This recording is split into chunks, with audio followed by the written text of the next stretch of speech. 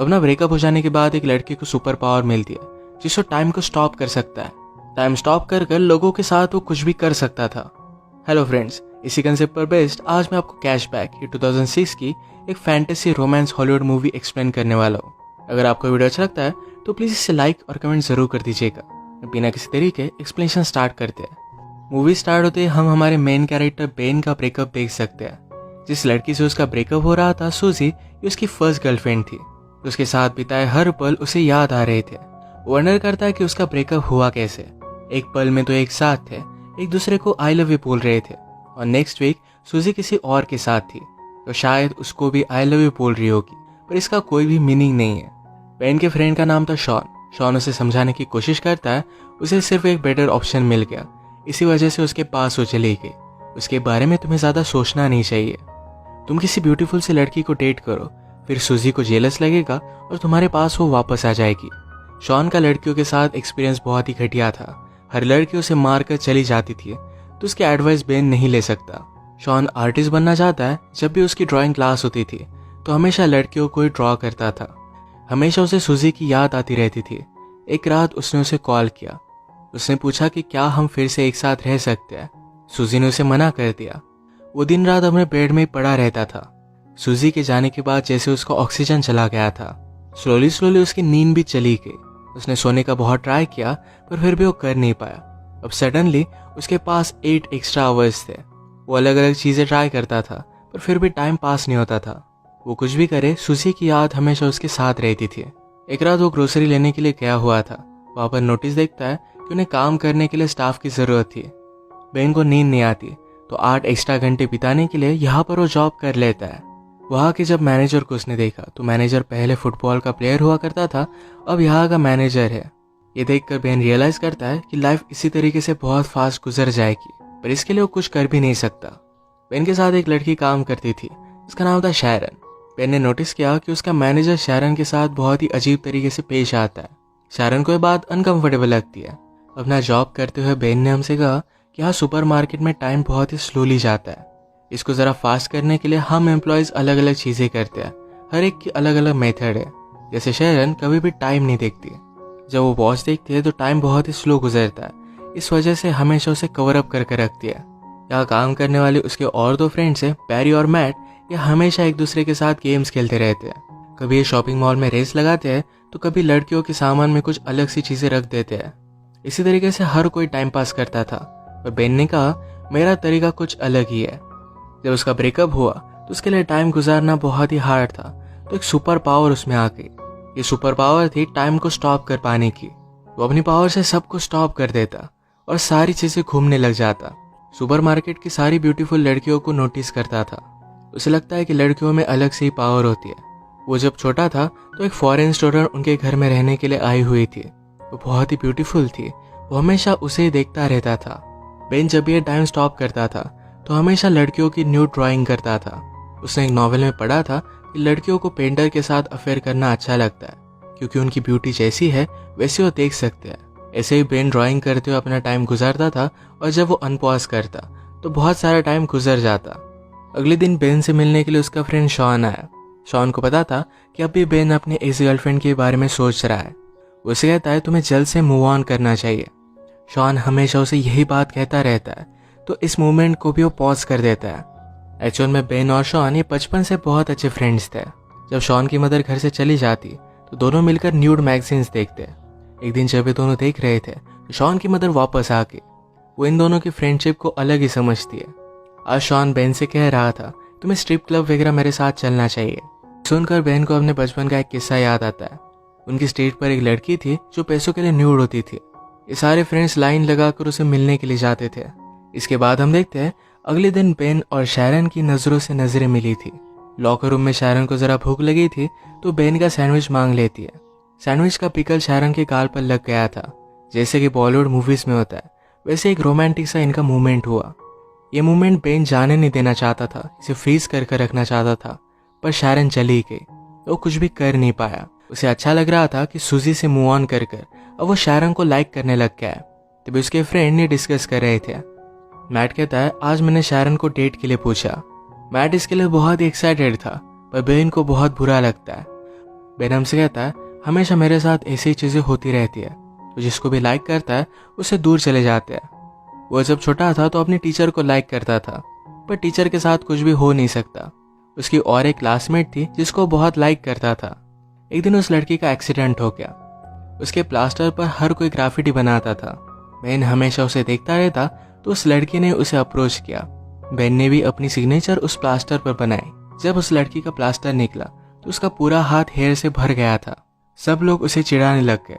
वो अकेली पड़ गई थी, तो बेन उसके पास आकर बैठा, कहा कि तुम जैसी हो वैसे ही ब्यूटीफुल हो। इसके बाद एक गर्लफ्रेंड बॉयफ्रेंड बन गए थे। एक दिन बेन ने उसे स्कूल के पीछे बुलाया, उसके पास आई और पूछती है क्या तुम मुझे किस करना चाहते हो। बेन कहता है कि हाँ, पर कल तुम मुझे यहाँ मिलना। कल स्कूल में कोई भी नहीं होता। कल हॉलीडे था तो उन्हें कोई भी डिस्टर्ब नहीं करता। अगले दिन बेन ने उसका बहुत वेट किया, पर वो आई ही नहीं। बाद में उसे पता चला कि उस लड़की का ट्रांसफर हो गया है। फिर से हम प्रेजेंट में देखते हैं कि बेन और शॉन बात कर रहे थे।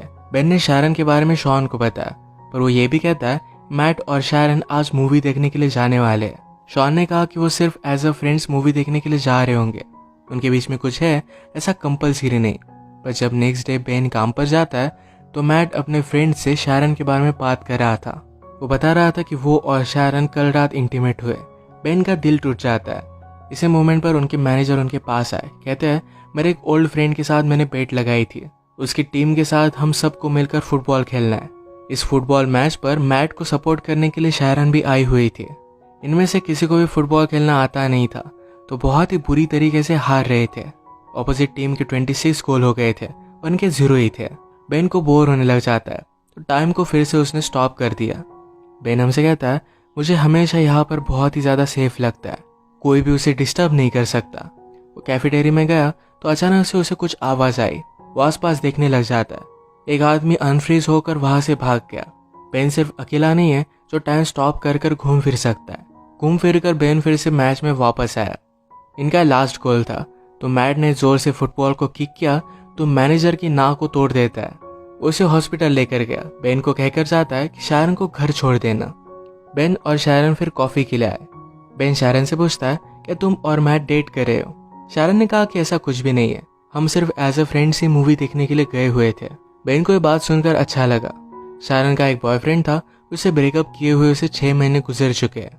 बेन भी अपने ब्रेकअप के बारे में उसे बताता है। एक दूसरे को और भी जान लेते हैं। शैरन ने कहा कि नाइट में मैं स्पेनिश सीखती हूँ, उसे अलग अलग प्लेसेस घूमना है, वहाँ के लोगों के बारे में जान लेना है। स्पेनिश सीखने के बाद शायद वो स्पेन में जाकर वहाँ पर टीच करेगी। उसे साउथ अमेरिका भी बहुत अच्छा लगता है, तो वहाँ पर भी वो जाना चाहती थी। वो बेन को उसके ड्रीम्स के बारे में पूछती है। बेन ने कहा कि मुझे ड्रॉ करना बहुत अच्छा लगता है, शायद एक दिन उसकी भी आर्ट गैलरी में एग्जीबिशन होगा। शैरन ने कहा कि मैं हमेशा एक आर्टिस्ट से मिलना चाहती थी, वो वर्ल्ड की किसी भी चीज में ब्यूटी देख सकते हैं। ये बात शैरन को बेन की बहुत अच्छी लगी। बेन ने शैरन को घर पर छोड़ दिया। ये दोनों किस करने वाले थे, पर ये सही से हो नहीं पाई। अगले दिन मैनेजर ने अनाउंस किया कि उसका बर्थडे आने वाला है, तो सबको उसके घर पर पार्टी के लिए आना पड़ेगा। शैरन फिर बेन से पूछती है क्या उस रात तुम मेरे साथ चलोगे। बेन इसके लिए हाँ कहता है। इन दोनों की एक ऑफिशियल डेट थी। मैनेजर ने बेन को बुलाया, कहा कि बर्थडे पर एक सरप्राइज स्ट्रिपर भी होनी चाहिए, इसका इंतजाम तुम करोगे। बेन को पता नहीं था कि वो कैसे करेगा, पर वो शॉन की हेल्प लेता है। शॉन को इन सब चीज़ों के बारे में बहुत ही अच्छी नॉलेज होती है, तो उसे एक पब में वो लेकर गया। वो एक लड़की से बात करता है, पर उस लड़की ने कहा कि मैं उस रात बहुत ही बिजी हूँ, मेरे एक फ्रेंड को वहाँ पर मैं भेज दूंगी। कल रात के बाद बेन को हर जगह पर शैरन ही दिख रही थी। वो टाइम को स्टॉप कर कर हमेशा उसे ही ड्रॉ करता। ऐसे ही कुछ दिन बीत गए और कल मैनेजर का बर्थडे था। तो शैरन बेन से पूछती है क्या तुम अब भी मेरे साथ डेट पर चलना चाहते हो। बेन कहता है कि ऑफकोर्स चलना चाहता हो। जाते वक्त शैरन बेन को प्रॉपरली किस कर कर गई। इतने दिन तक बेन को नींद नहीं आई थी, पर आज रात वो बहुत सोया। उठने के बाद उसे एक आर्ट गैलरी से कॉल आता है। बेन के पिक्चर्स उन्हें बहुत अच्छे लगे थे और उसे मिलने के लिए बुलाया हुआ था। बेन इसके लिए बहुत ही एक्साइटेड हो जाता है, पर इस सिर्फ उसके फ्रेंड मैट और बैरी उसका मजा ले रहे थे। रात में बहुत ही अच्छे से रेडी होकर वो शैरन के पास पहुंचा। वो शैरन को अपने आर्ट की गुड न्यूज़ बता देता है, उसे भी बहुत अच्छा लगता है। ये दोनों फिर पार्टी में आए, पर बेन यहाँ पर सुजी को देखता है। पार्टी में इन्होंने ऑर्डर की हुई स्ट्रिपर भी आई हुई थी। ये वही स्ट्रिपर थी जो शॉन और बेन बचपन में देखने के लिए जाया करते थे। शॉन मौके का फायदा उठाकर उसे डेट के लिए पूछ लेता है। शॉन हमेशा लड़कियों से कुछ भी गलत चीजें बोलता था, पर ये लड़की उसे बचपन से जानती है, तो कोई भी प्रॉब्लम नहीं आएगा। शायद उसकी भी लव स्टोरी यहाँ से स्टार्ट हो जाएगी। पार्टी में बेन जरा वॉशरूम के लिए जाता है तो वहां पर सूजी भी थी। सूजी को बेन को शारन के साथ देखकर जरा बुरा लगा था। वो रियलाइज करती कि बेन उसके लिए परफेक्ट था, तो उसे फिर से पाना चाहती थी। बेन उसमें कोई भी इंटरेस्ट नहीं दिखा था। इसी के पैरेलल में हम देख सकते हैं मैनेजर शारन से बात करने लग गया। वो उसे हरास करने लग जाता है, तो शारन इस पर गुस्सा होके और यहाँ से निकलने लग गई। उसने जब ऊपर बेन और सूजी को देखा तो उसी मोमेंट पर सूजी बेन को किस कर रही थी। अगली मोमेंट पर बेन ने उसे झटक दिया था, पर शारन ने देखा नहीं। वो गुस्से में यहाँ से चली गई।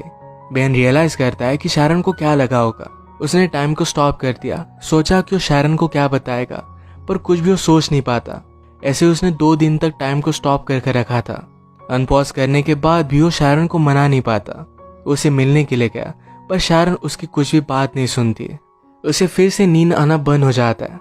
जैसे हमने पहले देखा था कि बेन के फ्रेंड्स ने उसे प्रैंक कॉल कर एक आर्ट गैलरी में मिलने के लिए बुलाया हुआ है, तो बेन एक्चुअल में अपना सब आर्ट लेकर उस आर्ट गैलरी में चला जाता है।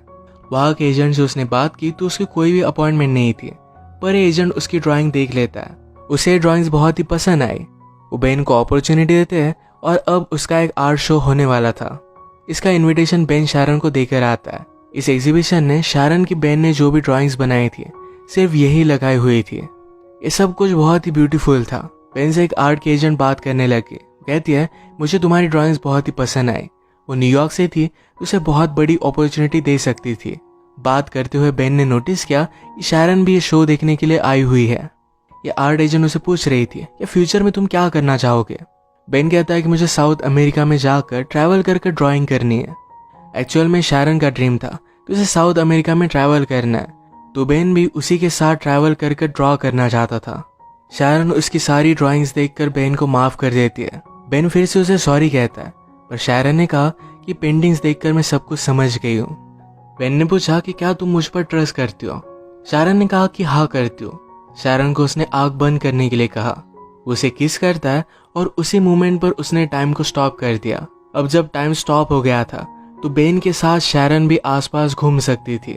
बाहर स्नो गिर रहा था, तो शारन को बेन बाहर लेकर आया। इसी में वो किस करते हैं और इसी के साथ इनकी लव स्टोरी स्टार्ट हुई।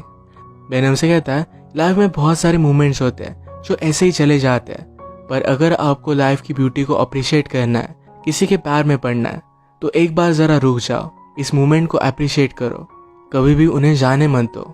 इसे एक ब्यूटीफुल मैसेज के साथ ही मूवी एंड हो जाती है। अगर आपको वीडियो अच्छा लगा तो प्लीज़ इसे लाइक कर दीजिएगा। बहुत सारी मूवीज़ लेकर आते रहता हो, तो प्लीज़ इस चैनल को सब्सक्राइब कर दीजिए और बेल नोटिफिकेशन आइकॉन दबाना मत भूलिएगा।